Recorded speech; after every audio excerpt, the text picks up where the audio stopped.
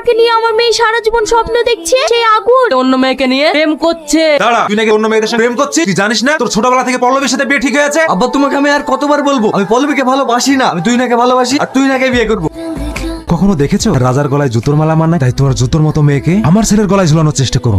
আর হ্যাঁ, তোমার মেয়েকে আমার ছেলের জীবন থেকে সরে যেতে বলো, নইলে তোমাদের বাপ মেয়ে দুজনের ভাগ্যে কষ্ট আছে।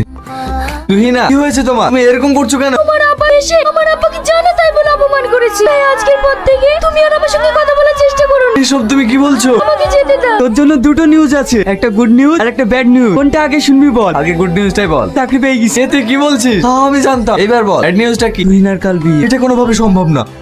তুই না, এসব আমি কি শুনছি? হ্যাঁ তুমি ঠিকই শুনেছো। তাহলে আমাদের এতদিনের ভালোবাসার কি হবে? কিসের ভালোবাসা? আমি তোমাকে কোনোদিনই ভালোবাসিনি। মানে আমি শুধু প্রতিশোধ নিয়েছি। তোমার আব্বা আমার আব্বাকে অপমান করার প্রতিশোধ নিয়েছি। আর আমার কার সঙ্গে বিয়ে হচ্ছে জানো? একজন বড় পুলিশ অফিসারের সঙ্গে। তোর মতন ছেলেরা এই বাড়িতে কোনো জায়গা নেই। তুই এখন এই বাড়ি থেকে বেরিয়ে যা। আঙ্কেল আপনি কাকে কি বলছেন? ওকে আপনি জানেন? ওকে আমি তোমার কাছে জানতে চাই না, ও আমার ছেলে, ওকে আমি খুব ভালো করে চিনি। আঙ্কেল ঠিক আছে, আমি তোমার বাড়ি ছেড়ে চলে যাচ্ছি, কোনোদিন ফিরবো না এই বাড়িতে, কোনোদিন না। তুমি ছেলেটাকে বাড়ি থেকে বের করে দিলে। ওর জন্য আমি আর অপমান সহ্য করতে পারছি না। ও আমার বন্ধুকে অপমান করে এই বাড়ি থেকে বের করে দিয়েছে। ও আমার কোনো কথা শুনে না। তাই ওর মতো ছেলে এই বাড়িতে থাকার থেকে না থাকা অনেক ভালো।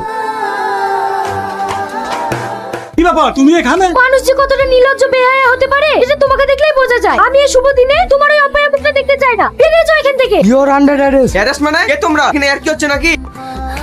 সিবিআই অফিসার আগুনকে